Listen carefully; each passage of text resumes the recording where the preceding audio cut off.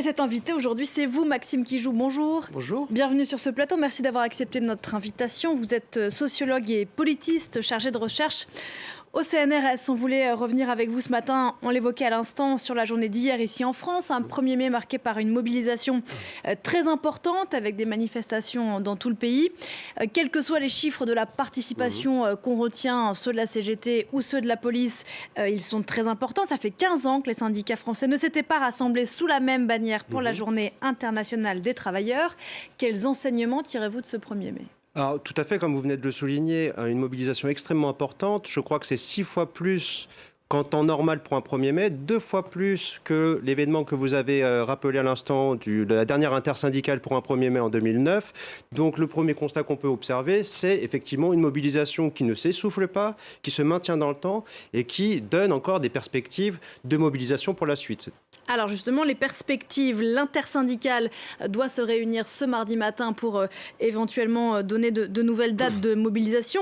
La journée d'hier, c'était la 13e journée contre la réforme des retraites, réforme qui a été contre la réforme des retraites, réforme qui a été promulguée. Se pose donc la question de la suite. Est-ce que cette suite peut être la fissure, la cause de la fissure de l'intersyndicale ? Alors ça, c'est une question qui est un peu compliquée. Pour l'instant, j'ai l'impression que l'ensemble des parties prenantes de l'intersyndicale sont toujours à l'unisson et veulent absolument maintenir, qui est quand même le grand succès de cette mobilisation depuis le début, c'est vraiment cette unité, cette union autour de l'ensemble des organisations syndicales. Donc je pense qu'ils ont bien conscience que ça a été la grande victoire de ce mouvement, mais aussi une victoire, on va dire, plus syndicale, plus qu'intersyndicale également, puisqu'on a vu les nombres d'adhésions augmenter.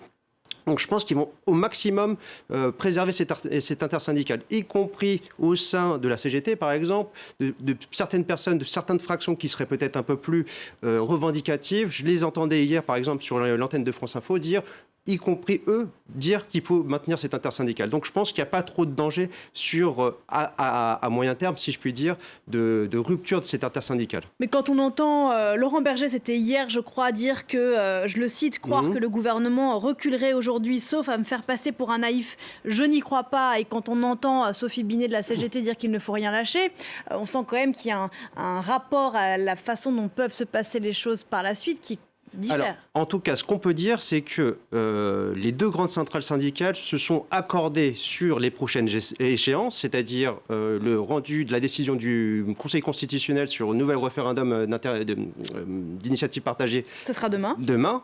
Il y a cette proposition, cette initiative de proposition de loi parlementaire qui est portée par le groupe Lyotte, qui est, je crois, doit être discutée le 8 juin prochain. Début juin, c'est ça. Donc, j'ai cru comprendre que l'intersyndicale entendait se mobiliser à ce moment-là. Donc, pour l'instant, je pense qu'il n'y a pas trop de menaces sur l'intersyndicale à court terme. Effectivement, il ne faut pas se mentir, il y a quand même 3 éléments extrêmement importants qu'il faut prendre en compte. L'attitude du gouvernement. Est-ce que le gouvernement va être suffisamment malin, si je puis dire, pour avancer des propositions qui pourraient attirer certaines parties de l'intersyndicale ?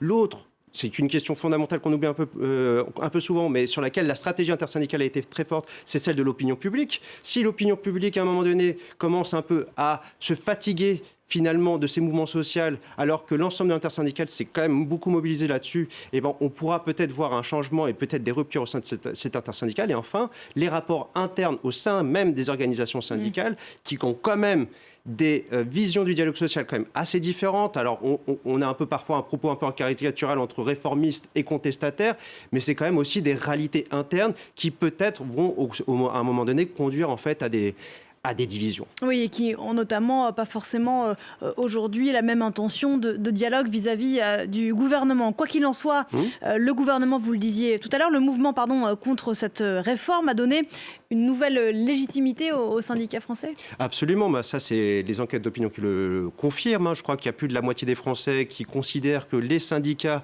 sont la première actrice de cette opposition à la réforme des retraites. On l'a constaté dans le nombre d'adhésions qui a bondi en fait depuis le début de l'année pour toutes les centrales syndicales. Mais qui reste beaucoup plus faible en France que ça peut l'être dans d'autres pays. Alors oui, mais si on compare par exemple avec le champ politique, on s'aperçoit que les organisations syndicales sont beaucoup plus puissantes que les partis politiques. Donc, et puis il faut toujours faire attention avec la comparaison internationale parce que beaucoup de syndicats, par exemple dans les pays scandinaves, sont en charge en fait de certaines œuvre sociale dont les syndicats en France n'ont pas la charge. Et puis dans certains pays, l'adhésion est obligatoire également. Obligatoire, ou par exemple certains syndicats gèrent par exemple ce qui serait l'équivalent de Pôle emploi. Donc forcément, quand on est salarié, on a beaucoup d'intérêt en fait à se syndiquer dans certains autres pays. C'est pas le cas en France où on a vraiment des syndicats de vocation militante qui, du coup, forcément, agrègent beaucoup moins de monde. Des syndicats qui ont redoré leur blason. Dites-vous, quid de la représentation nationale? Les députés reprennent aujourd'hui leurs travaux après 2 semaines de pause et après plusieurs mois qui ont été pour le moins chaotiques, notamment au Parlement. Comment est-ce que les députés français sortent de cette séquence auprès de l'opinion publique? Oh là là, moi je ne suis pas sondeur, donc ça va être une question un peu difficile à répondre. Mais là, je pense qu'on rentre véritablement dans un nouvel acte. Alors c'est devenu un peu une habitude de langage de parler d'acte 2, d'acte 3, etc. Mais effectivement, il y a une pause très importante après une séquence extrêmement virulente. Je pense... Et là, les propos de Sophie Binet sont intéressants, c'est parce qu'elle parle de normalisation avec les partis politiques, et je pense notamment avec la gauche. On a bien vu qu'elle faisait un appel du pied récemment à l'égard des parlementaires qui seraient susceptibles de voter cette initiative de loi, cette proposition de loi parlementaire le 8 juin prochain. Donc je pense qu'ils vont essayer finalement de sortir des oppositions parfois qui étaient difficilement parfois compréhensibles, avec des positions très dures, par exemple de Philippe Martinez à l'égard des parlementaires de la NUPES, pour essayer d'avoir des attitudes beaucoup plus convergentes également avec le champ politique. Il y a une question qui se pose, encore une fois, si ce n'est pas votre champ de compétences, on l'écartera, mais les Français dans la rue, ou en tout cas les Français mobilisés contre la réforme des retraites, ont invoqué notamment pour expliquer leur mobilisation un déni de démocratie. Absolument. Qui a été l'utilisation de l'article 49.3 pour faire passer cette réforme des retraites. Est-ce que le sociologue que vous êtes s'imagine qu'il peut peut-être à l'avenir changer le rapport des Français au vote, précisément, et on sait qu'aux dernières élections législatives, l'abstention a été très forte. Est-ce que ces Français qui aujourd'hui disent dans la rue on nous a enlevé on a impacté notre démocratie, est-ce que ça peut les emmener dans quelques années, en l'occurrence, à voter en plus grand nombre? Oula, moi je crains plutôt l'inverse en fait. Alors il y a 2 phénomènes, je pense. Il y a une contradiction. Alors, oui, mais c'est-à-dire que ça dépend de l'offre politique qu'on nous propose. C'est-à-dire que si c'est pour, une fois de plus, être contraint dans le choix du vote et devoir toujours essayer de voter contre quelque chose plutôt que pour un programme politique, ça va être compliqué. À mon avis, les Français refuseront ça. Après, ce qui est intéressant d'observer, c'est que toutes ces phases de mobilisation, c'est quelque chose que les sociologues des mouvements sociaux observent depuis toujours, c'est que toutes ces périodes d'intensité politique que sont les mobilisations conduisent finalement à des phénomènes de socialisation politique, c'est-à-dire que les gens se préoccupent plus de politique, se préoccupent plus des conditions de travail, des salaires, etc., qui peut conduire finalement à faire un pas vers la politique, ou vers le politique en tout cas. Donc ça, forcément, ça va avoir des effets qui vont être difficile à mesurer, mais justement, je pense que la recherche va s'y intéresser beaucoup. On l'a vu avec les Gilets jaunes, où il y a beaucoup de choses qui se sont passées par la suite, avec des phénomènes d'infrapolitique qui se sont un peu distillés parmi différentes couches de la population française. Là, les mobilisations étaient beaucoup plus grandes, donc on va absolument assister finalement à des phénomènes politiques, mais qui sont encore difficiles à mesurer, je pense. Quelques mots, vous l'avez évoqué, de l'attitude du gouvernement, et en l'occurrence celle du président Emmanuel Macron, qui mise toujours visiblement sur l'essoufflement de la colère et qui continue à faire le dos rond. Qu'est-ce qu'on peut penser de cette stratégie ?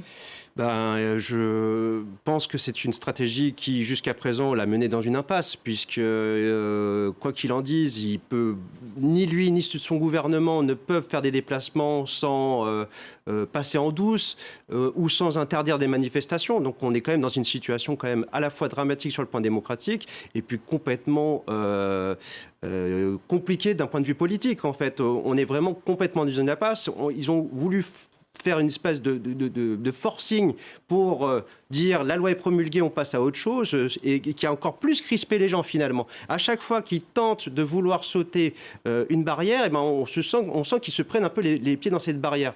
Et en l'occurrence, il faut vraiment, je pense, qu'ils changent de chargé de communication, parce que jusqu'à présent, ça a eu à chaque fois les effets opposés.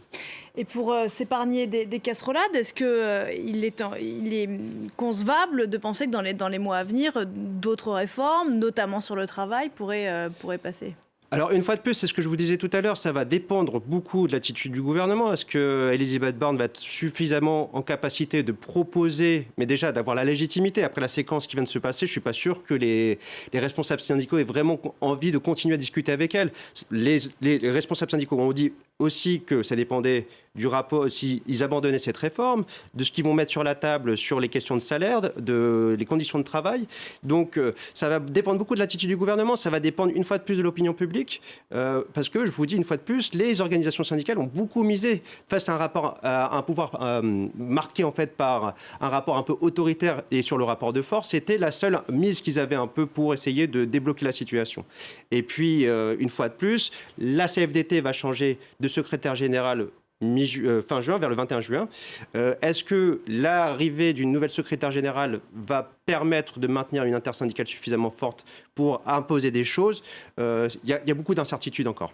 Et notamment, donc, ce matin, la décision de l'intersyndicale pour les prochaines dates de mobilisation. Demain, on l'a dit, la décision du Conseil constitutionnel sur le RIP, le référendum d'initiative partagée sur les retraites. Il n'y a peu de chances d'aboutir a priori sur ce texte. Vu la décision qui a été prise par la dernière fois, je pense qu'on ne faut pas s'attendre à beaucoup de résultats. Voilà, et d'ici début juin, la proposition de loi des centristes de Lyotte pour abroger le texte de loi à suivre donc. Absolument. Merci beaucoup Maxime Kief d'être venu ce matin sur le plateau de Paris Direct. On se retrouve juste après la pause avec Pauline Godard pour un nouveau journal. À tout de suite.